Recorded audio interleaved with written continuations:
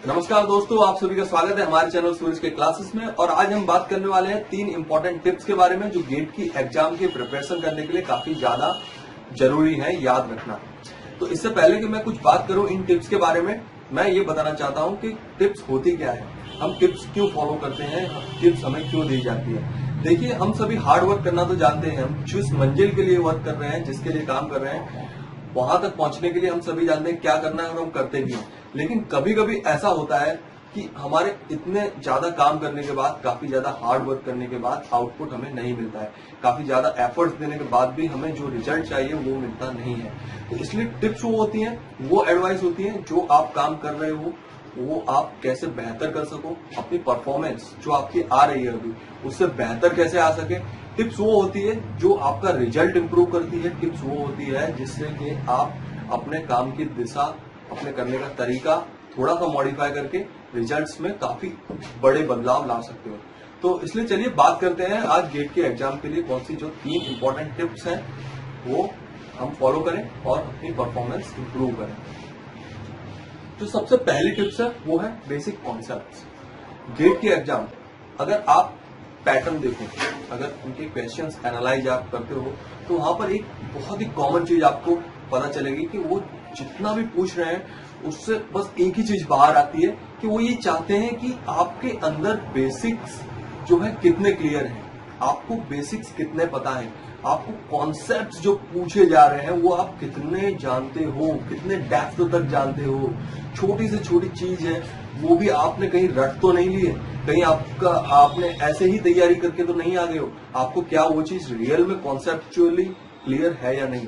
तो इसलिए गेट के एग्जाम की जब भी आप तैयारी कर रहे हो तो आप एक बात हमेशा याद रखोगे कि आप कॉन्सेप्ट से जाओगे, बेसिक्स आप पहले क्लियर करोगे। कोई थियरी भले कितनी लंबी है उसको अगर आप डिवाइड करो तो उसके अंदर काफी सारे कॉन्सेप्ट बैकग्राउंड में होते हैं उसके, कि कोई भी थियरी डायरेक्ट नहीं कभी आती, उसके पीछे कोई ना कोई कॉन्सेप्ट, कुछ लॉस, कुछ चीजें होंगी जो उससे रिलेटेड होंगी, बिलोंग करती होंगी। वो चीजें आपको पता होनी चाहिए। जब वो चीजें पता होंगी तो उसके डेप्थ में जाने में आपको काफी आसानी रहेगी किसी भी थियरी के। और फॉर्मूलेज जो है उसके रिलेटेड वो भी पता होने चाहिए। उससे क्या होगा कि फॉर्मूलेज एक्चुअल में वो उसका प्रूफ है। जो थियरी आपको पूछी जाती है वो प्रूफ फॉर्मूले के बेस पर ही बनता है। तो इसलिए गेट की एग्जाम एक एनालिटिकल आपकी एबिलिटी को टेस्ट करती है। एनालिटिकली आप कितने स्ट्रांग हो, आपने कितनी प्रैक्टिस की है, आपको बेसिक्स कितना पता है अपनी स्ट्रीम के बारे में या फिर जिस भी फील्ड से आप कर रहे हो। तो ये सारी चीजें जरूरी है अगर आप गेट के एग्जाम में टॉप करना चाहते हो। तो चलिए आइए अब दूसरे पॉइंट के बारे में बात करते हैं जो है फॉर्मूलाज। गेट के एग्जाम में अगर आप पेपर सॉल्व करोगे तो आप एक चीज आपको बार बार मिलेगी, वो है कि उसमें फॉर्मूलेज काफी सारे पूछे जाते हैं। जितने भी क्वेश्चंस हैं कहीं ना कहीं उनका रिलेशन फॉर्मूलेज से होता है। फॉर्मूलेज आपको पता है, फॉर्मूले से भी फॉर्मूला का आप प्रूफ देखोगे तो प्रूफ के सिंगल स्टेप में जितने भी आ रहे हैं उसके बीच के किसी स्टेप में कोई अगर फॉर्मूला निकल रहा है उस फॉर्मूले के बीच क्वेश्चन पूछ लिया होगा। या फिर कोई प्रूफ पे कोई एक बहुत बड़ा फॉर्मूला है सपोज आपका, उस वो फॉर्मूला जब आप डिराइव करते हो तो उसका बेसिक क्या था, वो बेसिक कहां से आया था वो फॉर्मूला, उसके बेस पे पूछ लिया होगा। तो इसका मतलब यही है कि गेट में जितना भी पूछे जा रहा है वो मोस्टली न्यूमेरिकल बेसिस क्वेश्चन है। वहां पर आपको थियोरिटिकल बहुत ही कम पूछे जाते हैं। इसलिए आपको जब भी तैयारी करनी है तो ये चीज हमेशा याद रखनी है कि फॉर्मूला आपको भूलना नहीं है।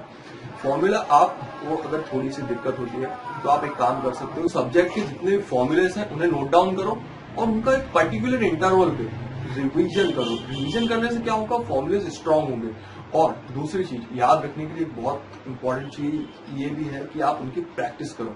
जितने भी फॉर्मूलेस दिए हुए हैं उनके उसके बेस्ड ऑन काफी सारे न्यूमेरिकल्स होंगे, काफी सारे एग्जाम्पल होंगे जो आप ढूंढ सकते हो, फाइंड आउट कर सकते हो। तो वो जितने भी एग्जाम्पल्स है फॉर्मूला बेस्ड वो आप सॉल्व करो। तो मेरा तीसरा पॉइंट यही है कि आप यहाँ प्रैक्टिस करो। जितने भी फॉर्मूलेस के बेस्ड एग्जाम्पल है उनकी प्रैक्टिस करो, 1 बार 2 बार 3 बार करते रहो प्रैक्टिस। और उसके बाद जितना ज्यादा हो सके, जितना ज्यादा उतने ज्यादा न्यूमेरिकल सॉल्व करो। यहाँ पर आपको कोई थियरी याद रखने की जरूरत नहीं है, बट कॉन्सेप्ट पता होनी चाहिए। थियरी नहीं पता है it is okay, but concept पता होने चाहिए कि वो कॉन्सेप्ट आया कैसे, किस फॉर्मूला के बेस पे थियरी बनी है। कोई वेव फॉर्म आ रहा है कैपेसिटर का, तो वो क्यों लीड में हो रहा है, क्यों लैगिंग हो रहा है, ये चीजें पता होनी चाहिए आपको। यहाँ पर आप थोड़ा सा भी लाइटली नहीं ले सकते हो। मैंने सबसे पहला पॉइंट इसलिए रखा, बेसिक कॉन्सेप्ट पता होना चाहिए। और ये 3 टिप्स अगर आप याद रखते हो तो आप गेट की एग्जाम में आराम से टॉप कर सकते हो। ये 3 चीजें आपको बहुत अच्छे से याद रखनी होंगी। क्योंकि गलती हमारी कहाँ होती है, गलती यही होती है कि हम मेहनत तो करते हैं पर हमें पता नहीं होता मेहनत किस एरिया में की जाए, किस दिशा में मेहनत की जाए, बस वही थोड़ी सी प्रॉब्लम हो जाती है। तो अगर आपको ये वीडियो अच्छा लगा है तो प्लीज लाइक दीजिए, और मैंने अपनी तरफ से जितना हो सका उतना आपको बताया है, और आप इसे फॉलो करें। और आप सभी को गुड लक है मेरी तरफ से गेट एग्जाम के लिए, और धन्यवाद मेरा वीडियो देखने के लिए। Thank you.